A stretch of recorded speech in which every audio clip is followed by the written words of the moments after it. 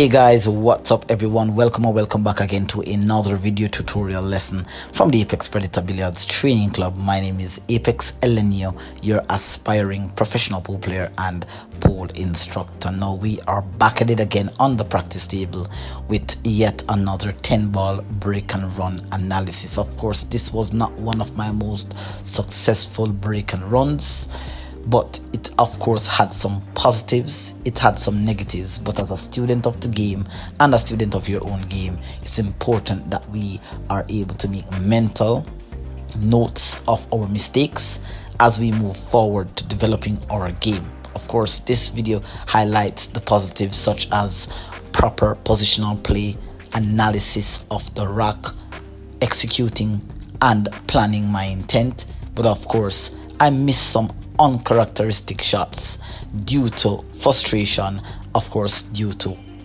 overthinking. But we are in the process of learning, and every mistake is added to our memory bank, so as we move forward and we see these scenarios, we know exactly how to approach them. So of course, if this is the first time here on the channel, do not forget to smash that subscribe button below, leave some positive questions and comments, and if the video is of any value to you, go ahead and smash that like button. It helps the channel to grow. So we're going to be starting off here with the break, and of course single-handedly the break is one of the most important aspects of the game. Getting a good break and a good spread sets you up for a good run out. Now this break here was not successful. Yes, I got good spread, but this good spread is for my imaginary opponent. And so we never want this. In hindsight, the idea is to always get a ball down and have that cue ball into the middle of the table. But it's a work in progress for me, and as I move forward, that's the aim, to get better and better. You would have seen that in my last two previous uploads. You'll see that I had success in terms of my thought process, in terms of the thinking ability of the game, as well as I had a successful break and run that required a lot of shot making ability and critical thinking. Now here I had a pot here on the 1, played nice position here on the 2. Now I'm in a little bit of a tricky position here to land onto the 3. Now here is where the tricky position lies. I have a thin cut onto the 2. The 3 is potable into the top left, but the potting angle here is that I may have to go from this short rail here to that bottom short rail and try to land onto the short side of the 3.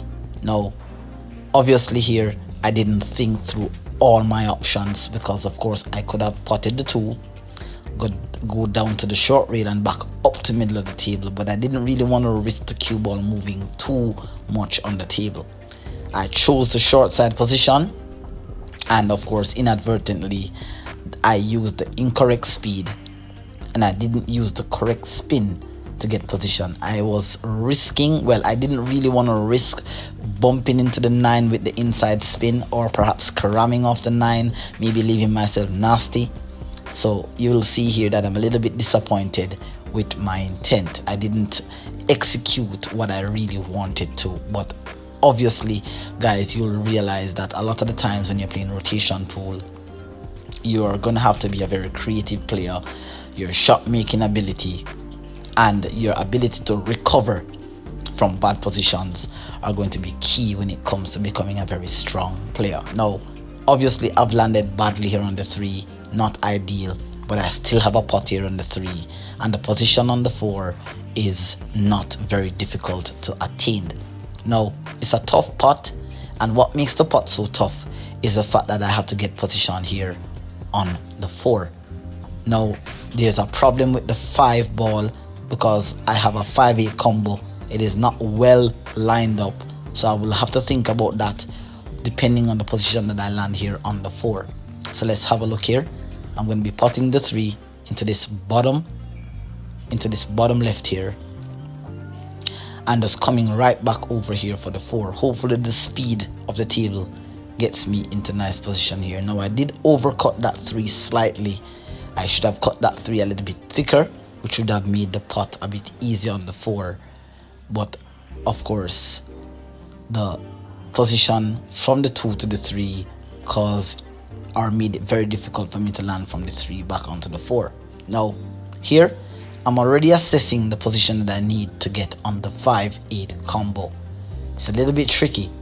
Now of course, putting this 4 into this bottom right here is not going to be ideal. It's a very thin blind back cut, and the cue ball is heading close to the side pocket, so I'm not even considering cutting that 4. I'm looking at the bank shot here, and the bank lay is really nice because I'm landing, well, I'm in line on the 45-22 track line, somewhere there about, with a little bit of parallel shifting.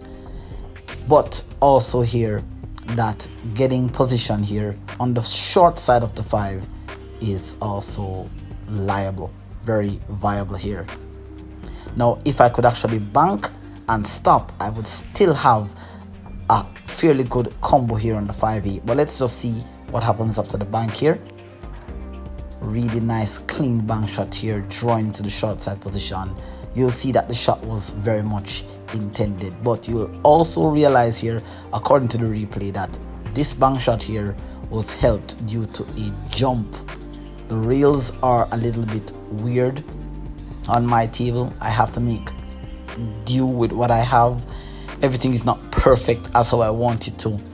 I have a lot of disadvantages working with on this table, but it plays fairly good and it gets the job done most of the time, right? But on a perfect table, guys, I would perhaps may have to do something different here. Now I've landed nicely on the 5, but again, the overthinking got the better of me here. I got down on the 5 and I realigned myself. I was realigning myself while I was in mid-stroke, and definitely here, this was perhaps the worst shot from this rock. I missed this shot so badly you would not even believe. I was so disappointed in my execution. I missed the shot almost by 2.5 diamonds, as you will be seeing here on the replay.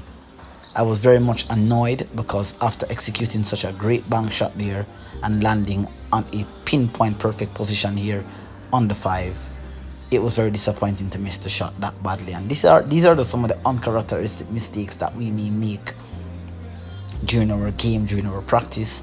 These are shots that we must execute in order to beat strong players in our level. All right, now of course I missed the 5 ball twice there. A little bit frustrated, a little bit annoyed at my position, but I had to make do with what I have. And always, as I said, guys, it is not what we do, it is not the mistakes that we make, but it's what we learn from the mistakes and how we move forward when we execute these mistakes. Here I just have to make do and try to get the finish here on the right. That was a nice position here from the 6, playing with some inside spin, playing 3 reels on the 7. I got a little bit fortunate here. I got a nice nudge here onto the 7, leaving with a perfect angle to the stun down for the 8 here. But again, guys, as I said, being a student of the game is important. You must be able to make your mistakes, make mental note of them, move forward and get better and better so we can improve our position play. This game is a very tough game to play, and you have to be very passionate about the game and be able to stay steadfast and focus as you develop and grow. All right, so of course, hopefully you guys got some value from this video. Any value at all, leave some positive questions and comments. Let me just share my views on what this rock was all about. That was a close one, close one. I think I got on the 5 ball. What happened to me is that I started to overthink the position and overthink the shot, and I got up too many times, and that's the reason why I think I really missed that shot. But it's a part of the learning process, and I'm just gonna get better and better. Alright, thanks for watching, guys. Alright guys, so I'll see you in the next tutorial lesson. Take care, bye bye.